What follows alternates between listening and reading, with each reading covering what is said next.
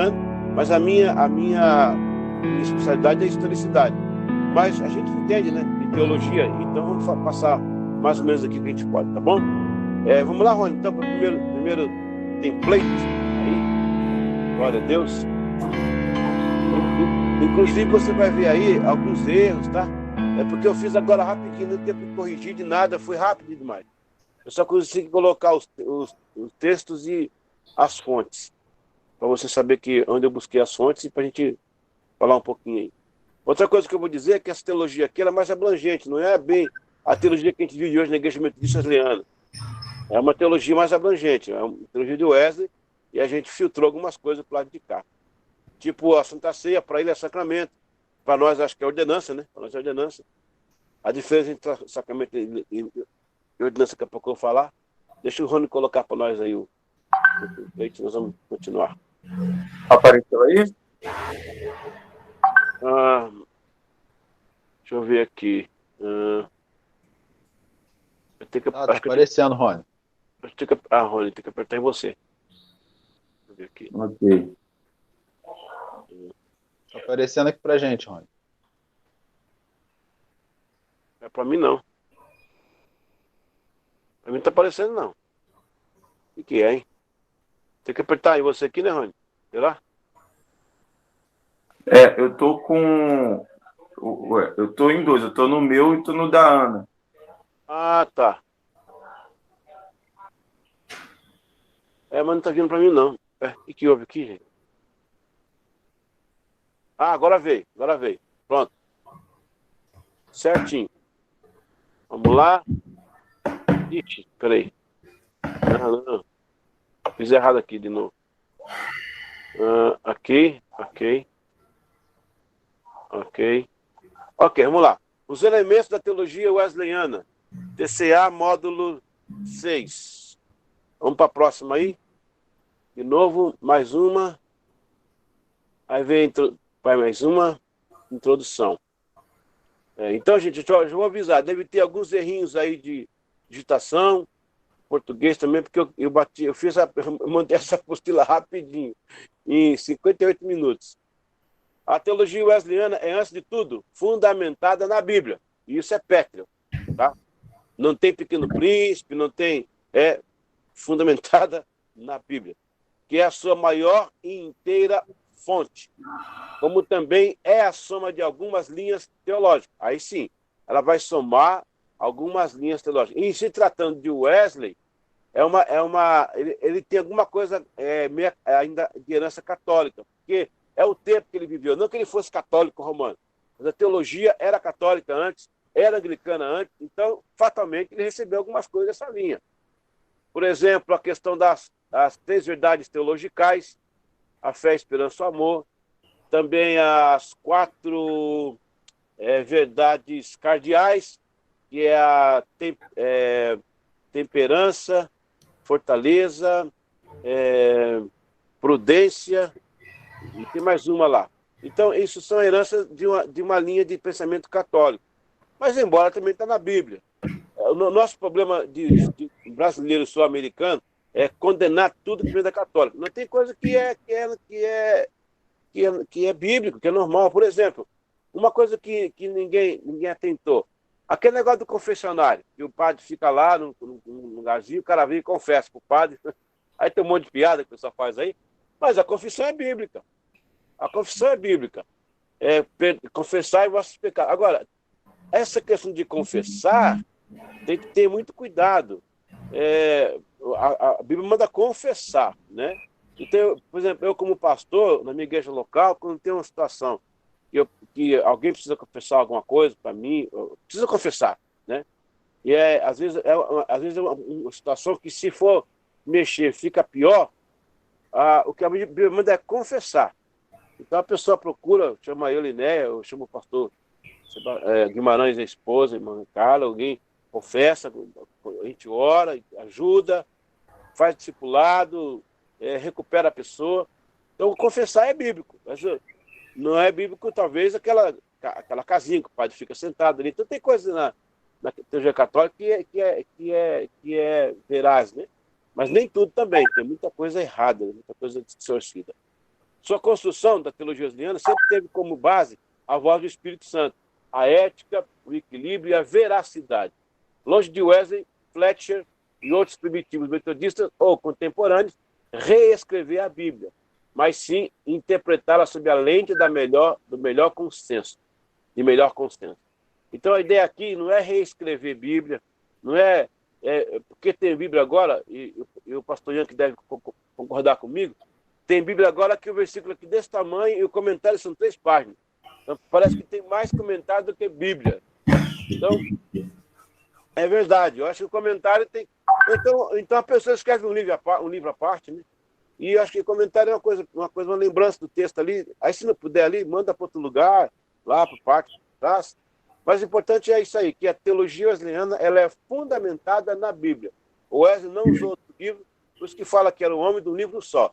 Embora ele lia vários livros. Quando fala homem de um livro só, é porque só naquele livro ele consultava a palavra de Deus. Vamos então agora apenas pontuar alguns tópicos da teologia wesleyana. Olha aí, os 25 artigos de fé.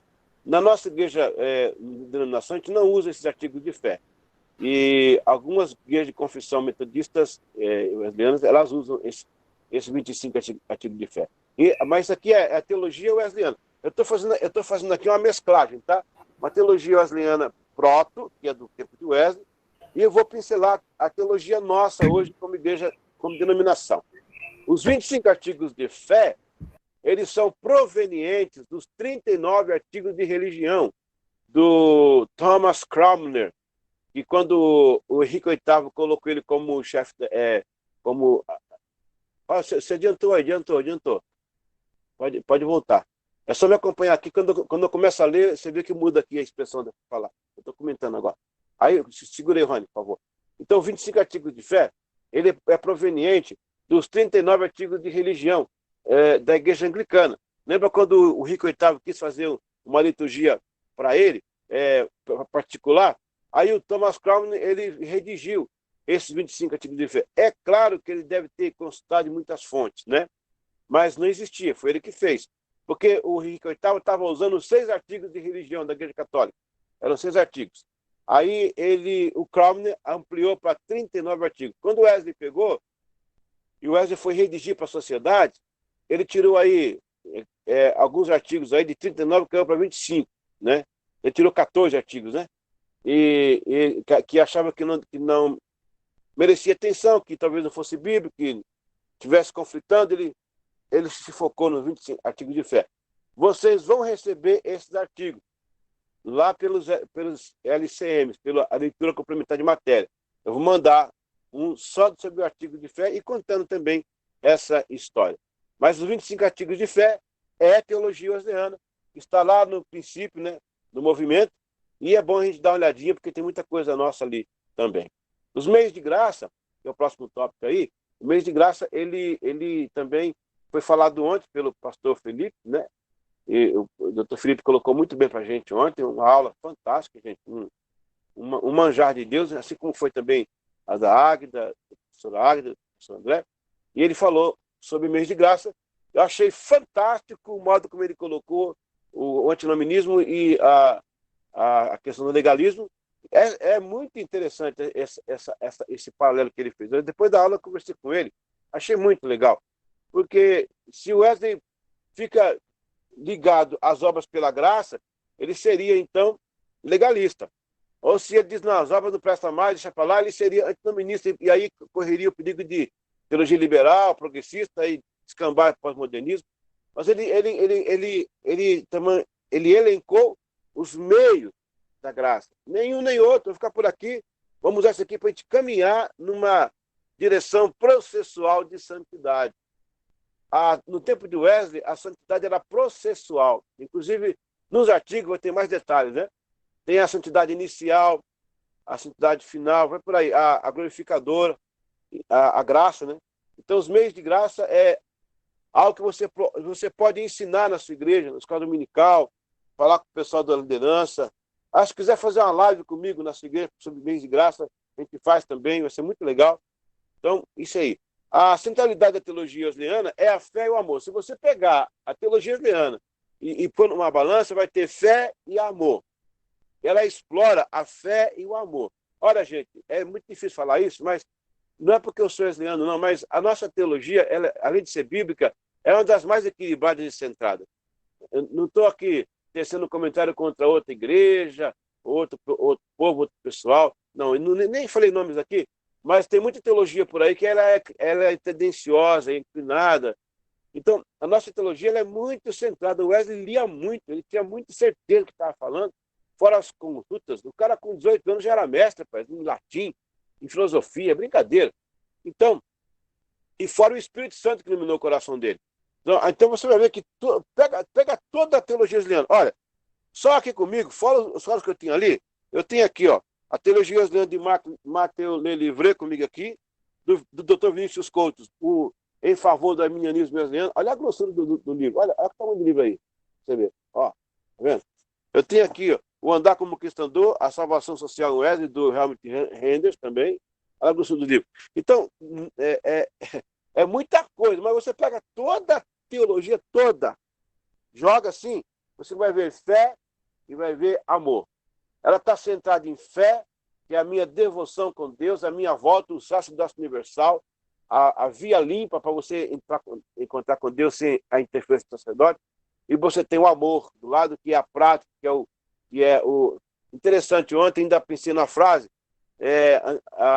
na questão católica era fazer para ser. O cara fazia as obras para dizer que era salvo. Pois é isso que fala lá o edito de Trento, do Conselho de Trento, artigo 9, fala isso aí. E era isso que o Wesley pensava, até que ele encontrou a salvação pela fé. Mas aí, em vez de fazer para ser, na teologia wesleyana você vai ser para fazer. Você não faz caridade porque você tem que ser salvo. Você faz porque você é salvo. Entendeu? E aí nós temos a confissão arminiana também.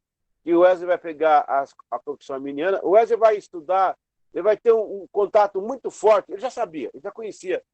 Ele já tinha ouvido falar de Armínio e tal, do Calvino. Mas o momento forte que ele vai ter, aquele contato com a teologia arminiana, vai ser quando ele vai ler os livros de Episcopo, em 1740, da biblioteca da Christ Church. Quando ele começa a mexer nos livros, ele fica encantado. E aí ele começa a teologia. Aí depois ele dá uma arrumada em Armínio, aí vira a teologia armínio-wesleyana. Agora sim, Rony, por favor, o próximo tópico aí. Vamos já começar aí com a teologia armínio-wesleyana, né? John Wesley foi, historicamente, o advogado mais influente dos ensinos da soteriologia arminiana. Wesley concordou com a vasta maioria daquilo que o próprio Armínio defendeu, mantendo doutrinas fortes tais como a do pecado original, depravação total, eleição condicional, graça preveniente, expiação ilimitada e possibilidade de apostasia. Pessoal, eu não sei quantos de vocês, mas eu sou um pregador. Eu viajo o Brasil inteiro e o mundo pregando. Muitas vezes eu estava pregando, e o Espírito Santo trabalhando comigo. Muitas vezes. Inclusive, aí Moriaé, pastor Yankee, no ano de 96, eu fiz uma cruzada no ginásio de esporte aí. Na época, o pastor, era o pastor Elias, rapaz, na época, eu acho que era Elias na época. Faz muito tempo. Aí eu fiz também com o pastor Natanael. Natanael também, essa foi maior ainda, fui em outro lugar aí de exposição enorme. Nós ganhamos muitas vidas para Jesus ainda. E eu lembro que nas minhas cruzadas, né, eu pregando, meu maior apelo, que veio mais pessoas na frente aceitando Jesus, foi na cruzada do Verdão, lá no Piauí. Eu tive 1.600 pessoas aceitando a Cristo como Salvador. Eu preguei para mais de... parece que tinha 30 mil... não, ali foi o Verdão. Ali tinha umas 40 mil pessoas, uma coisa assim, era muita gente. E quando eu fiz o apelo, tinha umas escadas das arquibancadas para o campo, 1.600 pessoas vieram a Cristo. Rapaz, e daquelas 1.600, 700 e poucas foram batizadas nas águas. Que coisa linda, Jesus! Então, nessas ocasiões, eu pregando como pregador, como evangelista, eu via o Espírito Santo trabalhando nas pessoas, rapaz. Eu estava ali pregando, estava vendo Deus fazer, cara. E tinha hora que o Espírito Santo falava comigo assim, ó, para a mensagem agora e faz o apelo. Agora. Aí eu falava, pá, fazia o apelo, ó, vinha a rede cheia. Tem hora que ele falava assim, continua, que tem um coração difícil aqui, continua. E eu ia até... Então, cara, que lindo trabalhar com o Espírito Santo. Essa é a graça preveniente. Você está ali pregando, ele tá reestabelecendo o homem para ter uma decisão com Deus, né? Porque o homem sozinho não poderia fazer por causa do pecado, por causa da depravação.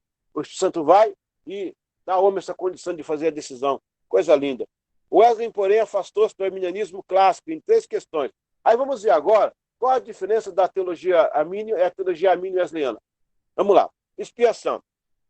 A expiação para Wesley é um híbrido da teoria da substituição penal e da teoria governamental, de Hugo Grossio, advogado e um dos remonstrantes. Remonstrantes é aquele grupo que foi lá no Concílio de Dort, em 1618, para tentar elucidar os 5 pontos calvinistas, trazendo 5 artigos. Eu vou falar sobre isso daqui a pouco. Stephen Hopper expõe. Wesley não colocou o elemento substitucionário dentro de uma armação legal. Preferencialmente, sua doutrina busca trazer para dentro do próprio relacionamento a justiça entre o amor de Deus, aí o Deus com minúsculo, porque foi corrido demais, e pelas pessoas e a aversão de Deus pelo pecado. Isso não é satisfação de uma demanda legal por justiça. Assim, muito disso é um ato de reconciliação imediato. Então, o Wesley faz uma... Porque o Armínio ele era muito pesado, né? Pá? Quando o Armínio fala assim, ó, pecou, perdeu, pecou, perdeu a salvação. O Wesley fala, não, o cara não pede pecou, perdeu. O cara pede ser. Pode até notar isso aí, tá? O Wesley diz assim, ó, o pecador, a pessoa só perde salvação em 2 momentos. Quando ele não confessa o pecado e quando o pecado ficou normal para ele. Se ele acha que é normal beber cachaça, fumar, adulterar, tá normal? Ele já perdeu, entendeu? Então é isso que ele coloca. Na questão da perfeição cristã, que é um dos temas mais colocados por Wesley, conforme o ensino de Wesley, cristãos podem alcançar um estado de perfeição prática. Olha, isso não significa ausência de pecado e perfeição do modo como a gente pensa aqui na cabeça latino-americana, né? Foi muito bem explicado antes que o professor Felipe colocou. Isso significa uma falta de todo pecado voluntário, mediante a capacidade do Espírito Santo em sua vida. Aí, ó, minúsculo, não podia, né?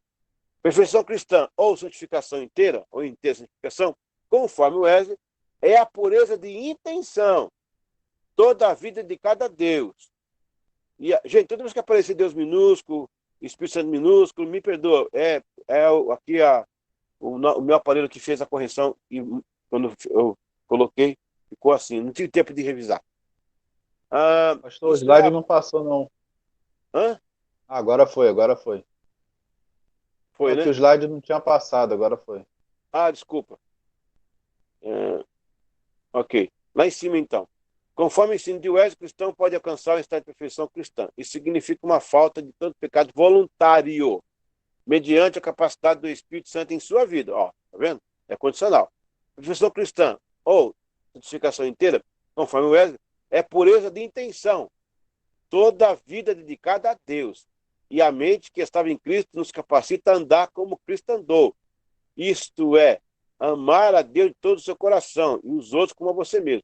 Isso é uma restauração não apenas para favor, mas também para a imagem de Deus, nosso ser, encher-se de plenitude de Deus. Wesley esclareceu que a perfeição cristã não implica perfeição física ou infabilidade de julgamento. Olha, presta atenção aí. Para ele significa que não devemos violar a longanimidade da vontade de Deus, por permanecer em transgressão involuntária. A perfeição cristã coloca o sujeito sob a tentação e por isso há necessidade de contínuo de oração pelo perdão e santidade. Está vendo, gente? Para ele, a perfeição cristã é um processo em si. Não é uma coisa assim imediata, é um processo em si. O Armínio era mais ortodoxo. Isto não é uma perfeição absoluta, tá vendo? Armínio pensava assim, mas é uma perfeição em amor. Além disso, Wesley nunca ensinou a salvação pela perfeição. Quer dizer, você não tem que ser perfeito para ser salvo.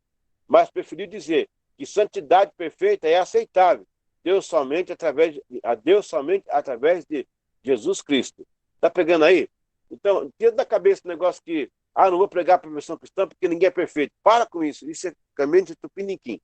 A perfeição que o Wesley está dizendo, eu posso alcançá-la, uma condicional diária, é um ciclo de perdão, de busca de Deus. Então, há momentos que eu terei momentos de perfeição. Pode ser que eu caia, pode ser que eu peque, mas eu volto, depois eu peco. Então, eu vou nessa toada até a volta de Cristo, até ele nos chamar. Próximo template.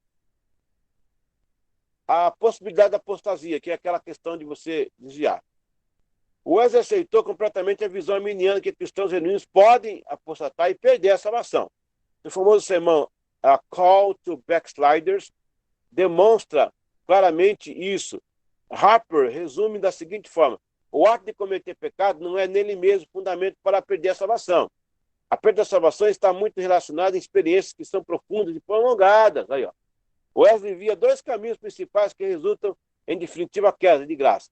Pecado não confessado. Olha aí, eu acabei de falar isso agora. Olha, eu não tinha esse pedaço aqui. Pecado não confessado e atitude de apostasia, ou seja, é ficar acostumado com o pecado. Wesley discorda de Armínio, contudo, ao sustentar que tal apostasia não é final.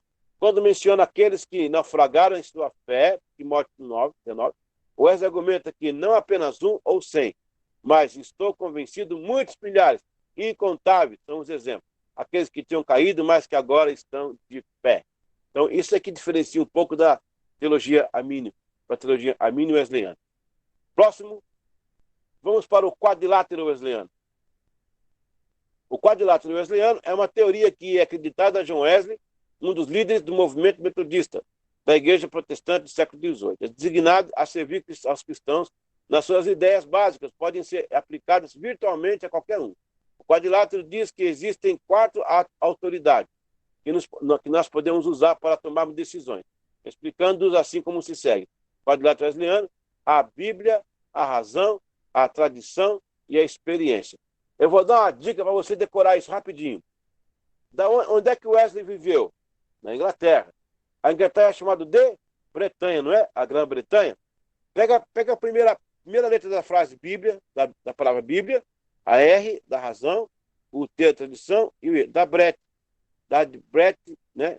Você pode trocar, no caso, coloca o E no lugar do T, fica Brete. Na verdade, a sequência é isso mesmo. Está errado aqui, ó. A sequência é Bíblia, razão, experiência e tradição. Da Brete de Bretanha. Você nunca esquece. Qual que é a ideia wesleyana aí? É tudo que você for pregar, tudo que você for fazer, você tem que fazer 4 perguntas. Primeiro, é bíblico? O que eu vou fazer é bíblico?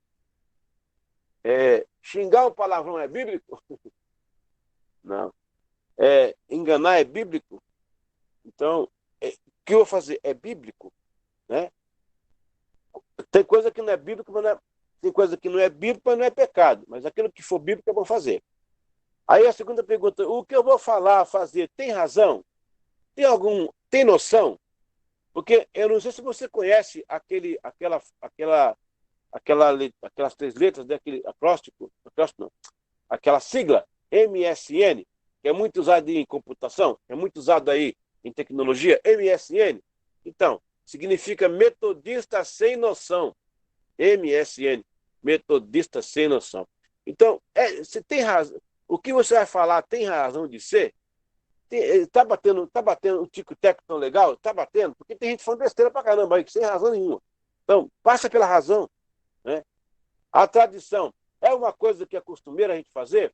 Por exemplo, na igreja wesleyana, quem dá a bênção apostólica é presbítero e pastor. E se tiver entre nós um ministro, ele que dá. Se tiver o bispo, ele que dá a bênção apostólica. A bênção apostólica não é para o irmão da igreja local. Ó, irmãozinho, você de amarelo aí, você fica em pé e dá a bênção apostólica. É bênção apostólica. É uma tradição. Então aí a gente vai usar a tradição, né? E a experiência, o que você vai pregar, o que você vai falar, ele é fruto de uma experiência?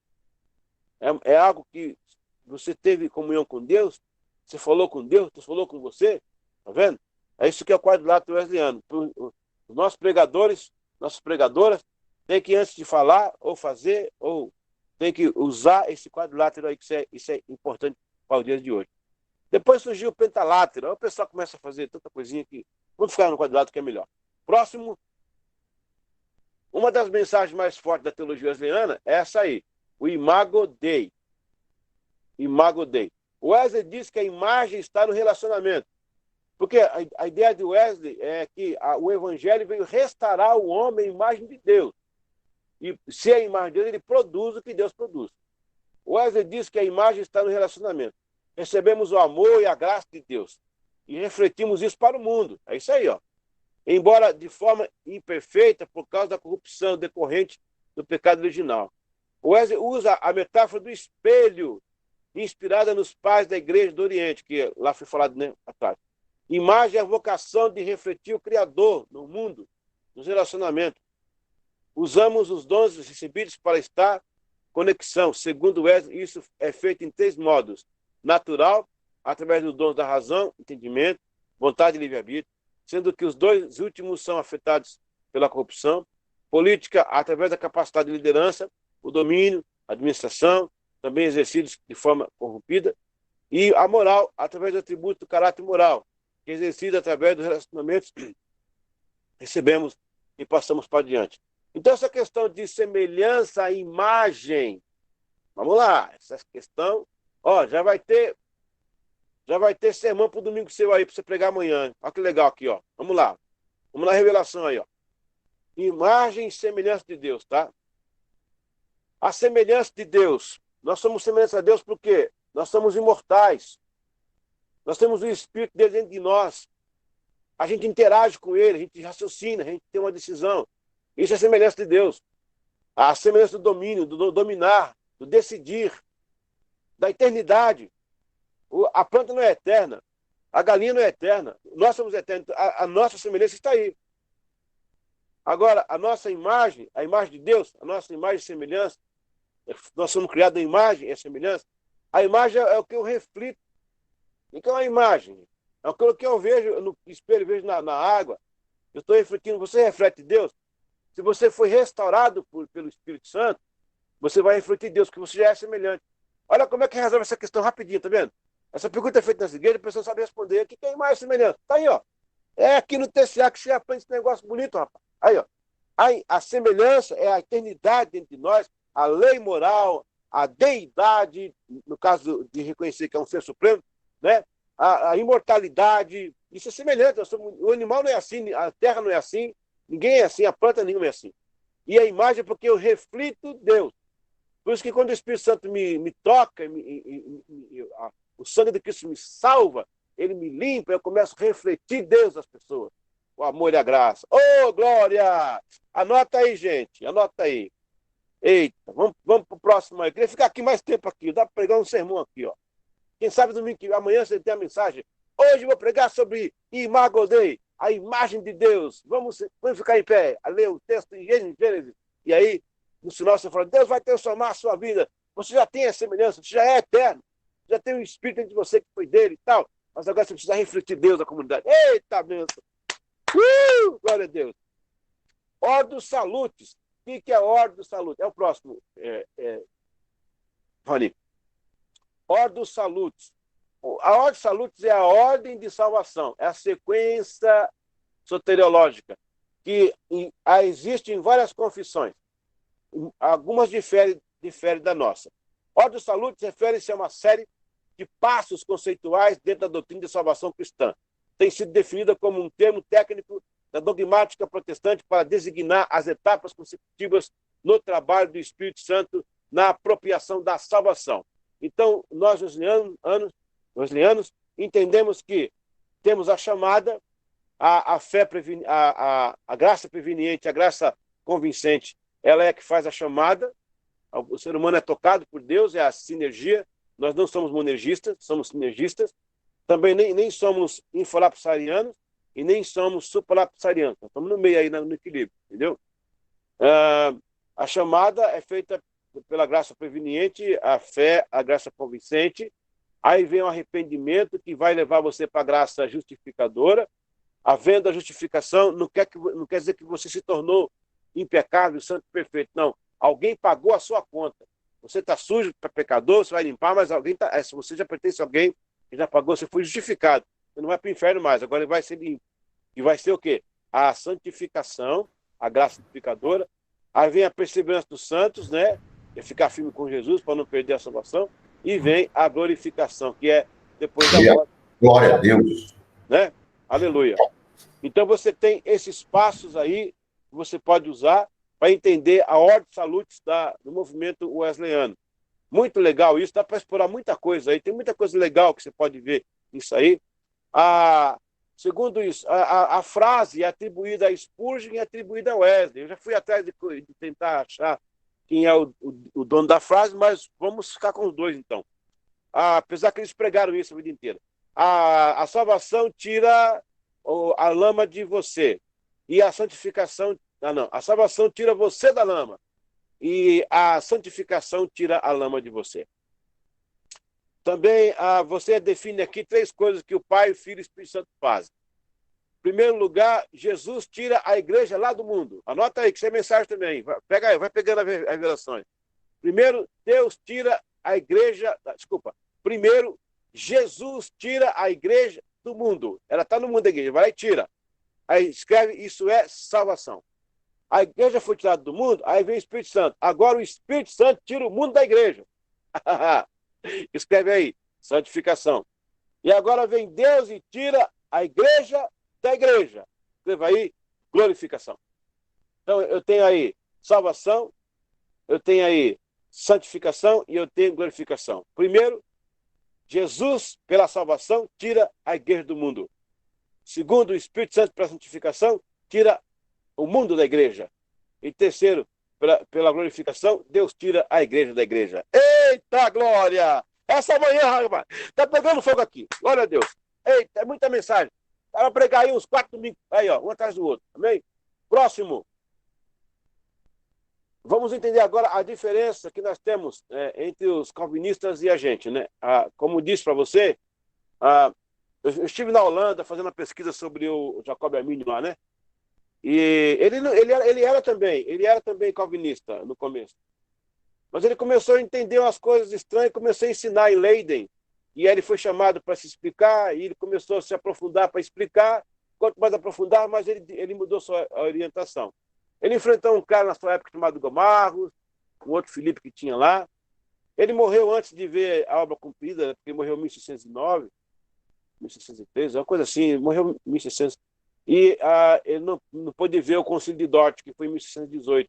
Mas ele chegou a deixar um bom compêndio que os seus discípulos aumentaram e melhoraram, chamado remonstrantes, que remonstraram, né? E aí são os facts, arminianismo. O arminianismo pode ser representado pelo acrônimo FACT, que aqui é o nosso caso, né? FACT é Freed by Grace, significa livre pela graça, para crer que é o livre-arbítrio, né? Atonement for All, que é expiação para todos. Conditional Election, que é eleição condicional. Total Depravity, que é total depravação, que aí nesse caso nós concordamos com os calvinistas, mas não chegamos a ser supralapsarianos, não. E security in Christ, a segurança em Cristo. Então, nós, como wesleyanos, arminianos, temos a certeza que o homem tem livre-arbítrio para escolher, a expiação foi por todos, não foi só para alguns, não é limitado, não é incondicional, é condicional, a depravação foi total, mas aí tem a segurança em Cristo, que eu vou ficar firme para não perder a salvação. Próximo, aí vem a tulipe. A tulipe é o calvinismo. O calvinismo pode ser representado pelo acrônimo TULIP, que é Total Depravity, que é depravação total, Unconditional Election, a eleição incondicional, a pessoa foi escolhida, está eleita, acabou, tem que ir, tem que fazer, ou vai para o inferno, vai para o céu, está feito. Limited Atonement, expiação limitada, quer dizer que o sangue de Cristo não é que não foi suficiente, é que ele só foi derramado para quem ia ser salvo. Tipo assim, economizar o sangue de Cristo, né?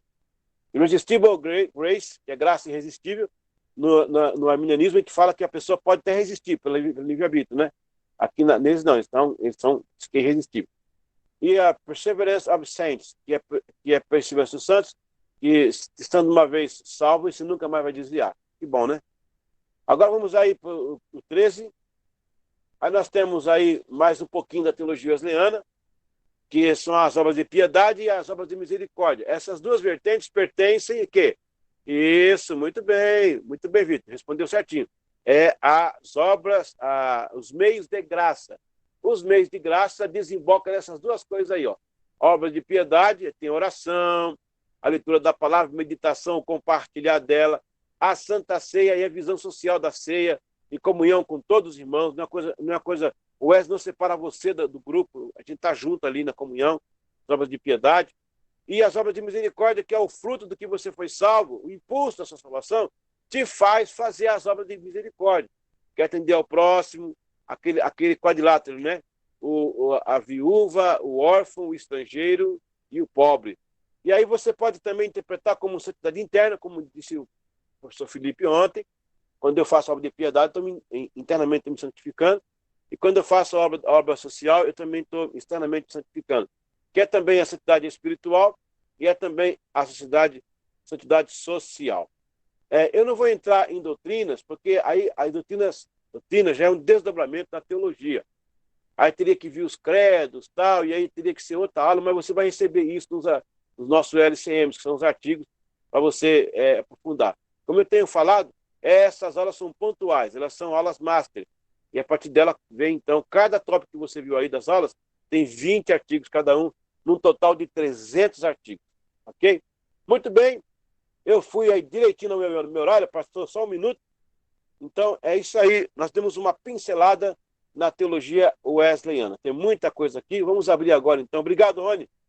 Vamos abrir, então, aí para o pessoal comentar alguma coisa para a gente ir para a próxima aula e para o nosso encerramento. E depois as nomeações. Essa é boa. Essa é boa, né? Deu até um gelo agora, deu até um frio na barriga, né? Bom, vamos lá. Rony, depois você coloca aí. Vamos ver, deixa o pessoal falar um pouquinho agora aí das doutrinas, tá? Para a gente bater um papo aí, pessoal. Liseu. Poxa, pode dizer. No caso da tradição, por exemplo, da bênção, isso é uma pergunta. Tá. No caso da tradição que nós temos da bênção apostólica, Sim. Todavia, nós cremos no sacerdócio universal. É errado, então, um crente, um irmão da igreja, dar a bênção apostólica desde que o pastor peça para ele, ou que não tem um pastor e ele é o único crente ali? Entendeu? É uma questão mais ética. Sim. Não, acho que a palavra errada ela é muito forte para aplicar nesse caso. Há casos e casos, né? A bênção, ela é apostólica. Né? A bênção araônica, que o pessoal chama também, e a bênção lá, que o apóstolo Paulo despede as cartas dele. É suposto, é comum, é ético ser um líder, no caso consagrado, né? Um pastor, um presbítero e um bispo entre nós. Agora, eu nunca vi caso assim de a pessoa, porque a bênção apostólica também ela não é um sacramento, né? Uma ordenança, ela não é uma coisa que se não fizer fica faltando no culto, né? O que não pode faltar no culto é a adoração, está incluída aí o ofertório, os cânticos, a participação, o testemunho, a pregação da palavra, se for o caso, Santa Ceia, são elementos inegociáveis do culto. Eu tenho um curso de liturgia, pastor Ian, que tem 20 horas aulas de curso de liturgia, muito legal. Só fala sobre liturgia e explora bem esse caso aí. Então, a bênção apostólica, nesse caso aí, fica a cargo da pessoa que é o líder da igreja ali. Na minha visão, eu não faria. Eu não daria para uma outra pessoa, um leigo, fazê-lo, porque a bênção ela é apostólica. Se há bênção naquilo, creio que há, então fica meio que incomunicável, né, a situação. E também, pastor Ian, que é uma expressão de autoridade, né? Às vezes aquele leigo não tem autoridade diante da comunidade. Uma pessoa que é um carinha legal, tá? Gente boa, mas ele não tem um peso de liderança para fazer aquilo. Aí eu penso assim, Então é mais ético do que um erro, né? Mais ético. Ok, meu mestre. Amém? Okay. Beleza. Mais uma outra coisa que vocês querem cobrir, gente? Vai outra aí para você. Vocês anotaram aí as mensagens que eu dei para vocês aí? Boa aí para vocês pegar? Coisa boa, hein? Boa, gostei. Vai outra aí para você. É no sentido pedagógico, eu estou perguntando para você é meu professor. Não, por favor. É Santa Ceia ou é ceia? Ah, Santa Boa, Ceia. enquanto igreja celebra o corpo de Cristo, ali é Santa Ceia, né? E muito importante isso agora. A ceia era um ato comum da igreja apostólica, tá? No meu curso de liturgia eu falo muito sobre isso. Cara, esse curso de liturgia é maravilhoso. A Eucaristia, que é muito falada, a Igreja Católica roubou de nós esse nome. Esse nome é para todos. Eu gosto muito desse nome, eu só não uso porque fica meio católico.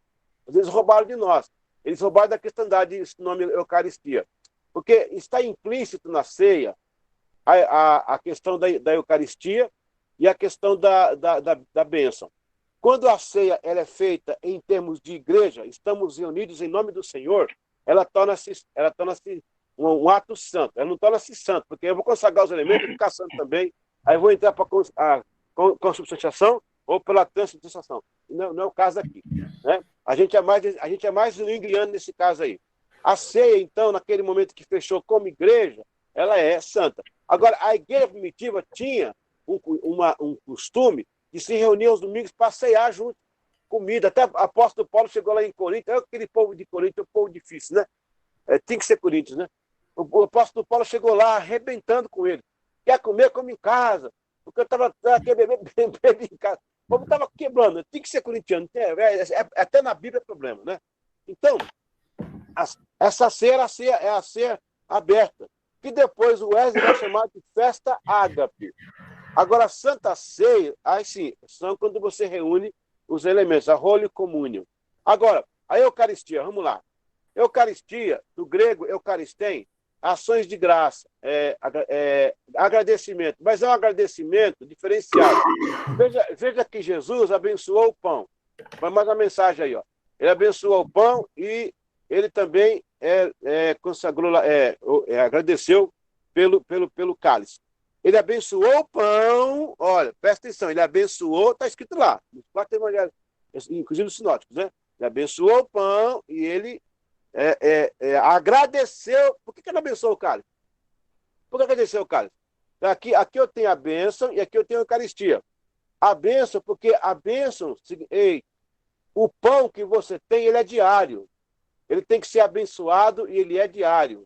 Nós dependemos da bênção. Veja quando Jesus pegou o pão, lá na multiplicação do pão, ele abençoou também. É uma linguagem. Tá?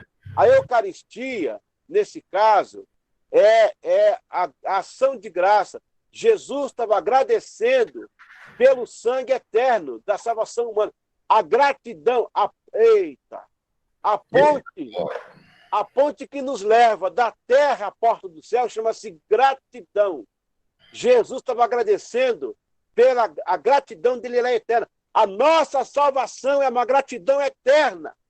Fomos salvos eternos. Por isso que ele não abençoou o cálice, ele agradeceu pelo cálice. E ali ele estava levantando o corpo dele simbolicamente, o sangue. Ele era o objeto daquela ceia. Ele era o cordeiro. Ele estava ali, ó, pessoalmente. Ele estava vendo o seu sangue, seu corpo, embora que de forma representativa. Mas ele estava vendo. Aí, nesse momento, por isso que ela está nesse momento santo. Porque é o momento que eu vou ter uma profecia de um pão diário, de sustento na terra enquanto eu viver, e eu vou ter depois o sustento eterno quando eu partir desse mundo. Aí é só por agradecimento, porque eu não preciso repor. Na eternidade eu não tenho que estar repondo. Lá já existe para sempre. É só para agradecer. Eita, glória! Eu tenho um amigo que ele prega, ele tem uma mensagem, cura pela gratidão. E ele desenvolve isso, ele desenvolve essa manifestação de Deus quando você é grato. Você conhece esse amigo? Peraí, pegar aqui, peraí. Isso é muito importante para nós. Então... É isso aqui, né? É o livro dele. Que top, hein? Top. A mensagem deles, não sei se está na internet, eu vi ao vivo, né? Diferente. Não está não, tá não. É bem mais melhor de bom. Então, eu entendo isso hoje, pastor. Boa explanação com relação à gratidão e ao abençoar o pão. Obrigadão. Jesus, ele se antecipa ao agradecer pelo cálice. E o pão representa o corpo, porque você vai ter um corpo doente. E ali, Jesus, quando ele morre na cruz com o corpo, é para garantir a cura deste corpo, desse pão. Aleluia. E quando ele derrama o sangue, ele está garantindo a salvação eterna, que é um corpo que não se corrompe. Aleluia. Glória a Deus. Aí quando você vê lá em Emaús, quando Jesus para em Emaús, quando eu vou em Emaús ali, eu fico explicando para as pessoas. Os discípulos vinham junto ali, eles eram wesleyanos, porque a Bíblia fala assim, ó, porventura não nos abrasava o coração, enquanto falava conosco, coração abrasado é coração de wesleano. Jesus estava lá, naquele momento, e aí Jesus chegou para eles e falou sobre... Ele deu uma de João sem braço. Por que vocês estão tristes? Era por causa dele mesmo.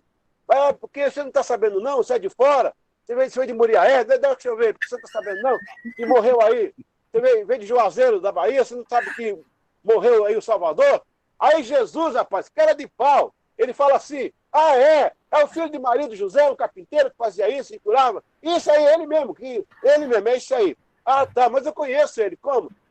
Desde o tempo de Moisés. Aí Jesus dá uma aula, cara. Ele fala, rapaz, foi a primeira escola dominical, por causa do domingo de manhã, né? E só tinha 2 alunos, mesmo sendo Jesus o mestre, ainda assim só vai 2 alunos mesmo. Então, é a tradição mesmo da igreja. Aí Jesus expõe, rapaz, até, né, a Bíblia toda. Aqueles homens não viram Jesus quando ele falou do modo como ele fazia os milagres. Não viram Jesus quando ele se explicou de si mesmo na Escritura. Mas quando eles entram que abre o pão, que Jesus corta o pão, na hora que Jesus reparte o pão, eles falam aí, ó, Aleluia. é ele. 2 coisas aí, porque ninguém reparte o pão igual Jesus reparte. Aleluia. E segundo, a igreja só vai reconhecer Jesus quando a igreja partir o pão.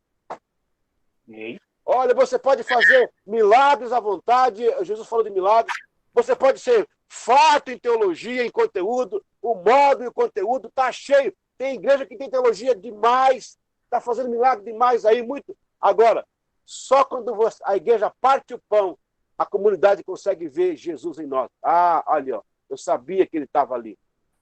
Eita, glória a Deus. E, gente, desculpa aí, virou pregação. Foi mal, desculpa. Vamos em frente. Janaína. Pastor Eliseu? Janaína, tá vendo minhas aulas aí, Janaína? Oi? Tá vendo minhas aulas aí, que às vezes transformam ela em culto? Verdade, pastor. Pode falar. Quem é? O Rony? Bruno. Bruno. Pastor Eliseu, no livro do Kennedy Collins, página 341, acho que tem a ver com o que a gente está falando agora. Tem um trecho da música do Charles, irmão do John Wesley, que fala assim: aproxima-te sim dessa carreira aspergida de sangue e pega o que Deus concede em dar. O sinal exterior de graça, esse aí, 341 página. Isso aí, esse mesmo. O sinal exterior de graça interior, ordenado por Cristo, recebe. O sinal transmite o sentido. A graça é aplicada pelos meios. Fechou. Então, Oi? Fechou. Fechou, né? Pai, é isso aí. Você viu aquela metáfora que nós fizemos agora sobre a imagem e a semelhança? Perfeito. Cara, demais. O pessoal confunde quando pergunta, pastor, quem mais? O cara faz uma volta para responder. Pô, nós somos semelhantes porque fomos feitos à imagem, fomos feitos semelhantes a ele. Olha, Podemos dizer, eu não sei se é uma forma, a gente está falando sobre os meios da graça, né? Um sinal exterior de uma graça interior. Podemos dizer, talvez simbolicamente, quando nós estamos na Santa Ceia, ali, tomando do vinho e comendo do pão, seria também um simbolismo, um meio de estar tocando na graça? E é o meio de graça. A Santa Ceia é o meio de graça. Inclusive, ela é listada no meio de graça. Porque quando a gente fala em tocar na graça, estou falando em tocar mesmo, né? Literalmente, né? Mas também simbolicamente, né? É simbólico. Se eu tocar, eu estou transubstanciando, né? Aí fica difícil. Eu escrevi um livro sobre Israel. Vou pegar aqui. Escreve um livro sobre a Bahia, rapaz, Israel. Aqui eu falo um pouco da teologia hebraica. Ainda bem que ele não ouviu. Isso aqui é da editora Ateneu. Ele tem quase 300 páginas sobre Israel. História, cultura e contexto de Israel. São 9 anos de pesquisa sobre Israel. É um livro bem legal. Bom, nesse livro aqui, eu tenho algumas questões que eu falo sobre a questão da graça. Porque, olha só, presta atenção aí. Gente, tem que terminar essa aula, pelo amor de Deus. Mas me perdoa aí. A teologia hebraica é uma coisa interessante. Deus usa a expressão de graça de Deus.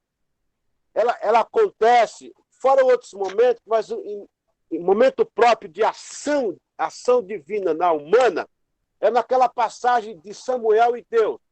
Samuel chegou para Deus todo sem graça, tentando arrumar palavras, porque eles eram muito íntimos. Tem 3 pessoas que na Bíblia não registram pecado. É Samuel, é José e Jesus. Samuel era muito íntimo de Deus. O povo de Israel estava abandonando. O povo de Israel queria um rei. O povo de Israel queria imitar as nações. O povo de Israel esqueceu o que Deus fez por ele. Aí Samuel chegou, rapaz, assim, debaixo de uma árvore, quietinho. Falou, Senhor, sabe, eu queria bater um papo contigo, queria falar, porque o povo estava rejeitando a Deus.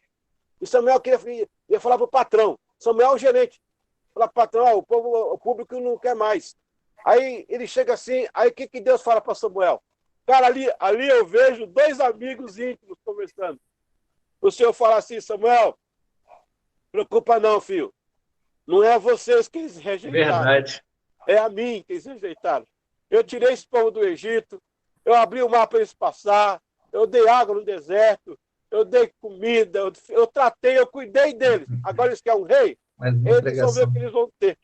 Rapaz, ali Deus usa uma palavra, rapaz, Deus usa uma palavra ali, que está aqui nesse livro, eu esqueci agora o nome da palavra, que é um pecado, é uma palavra que diz o seguinte, o pecado ele inclina, eu tenho a palavra no hebraico, não adianta muito para nós aqui, ele inclina, é uma inclinação, mas que tem uma força que pode voltar. Deus ali anuncia a Samuel a chegada da graça. E o povo de Israel ia revelar isso ao mundo.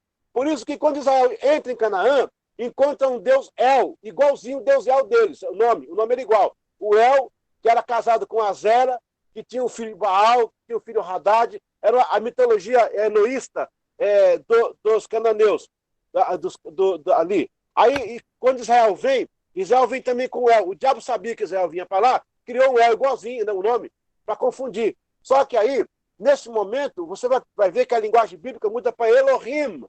Deus coloca o pós-fixo Rim, que é um plural, quer dizer, não são um El sozinho. A ideia é, enquanto o El de Canaã tem um Deus para cada coisa, que é o Deus da chuva, da fertilidade, que era Baal, da guerra, que era Hadad, eu sou um Deus para todas as coisas. Por isso que ele é o El Shaddai, o todo, completo, poderoso. Só que aí, olha que interessante, pastor Ian. Israel olhou e recebeu a palavra Elohim. Ou seja, tem mais de um. Não são deuses, mas tem mais de uma pessoa. Era Deus querendo mostrar a Trindade, mas não podia ainda se revelar a Israel. E hoje nós temos a revelação. Ela veio para nós hoje. Porque hoje nós somos alvo do quê? Da salvação do Filho, do toque do Espírito Santo e da presença de Deus. Aleluia! Eita, glória a Deus. Por isso que quando eu sou salvo, eu fui restaurado na minha semelhança lá na frente. Por isso que João vai usar a palavra. Assim veremos como ele é e seremos o quê? Imagem? Não, semelhantes. Por quê? Porque naquele momento que João fala que a gente viu ele, não precisamos mais do espelho. Não temos mais que refletir graça. Já estaremos no reino eterno. Aí, mas a gente volta para onde? Volta para o plano original, que era a semelhança. E Deus busca na semelhança a paternidade. Ai, ai, ai. Glória a Deus. Ah, glória a Deus. Vou parar, tem que parar. Eita, nós. Vamos lá. Vamos para a próxima aula. Vamos para a próxima aula. Glória a Deus. Pai, muito obrigado, Senhor, por a tua palavra. Aleluia, Senhor. Tu és maravilhoso. Tu és santo. Tu és digno. Tu és eterno. Restaura em nós a semelhança de Cristo.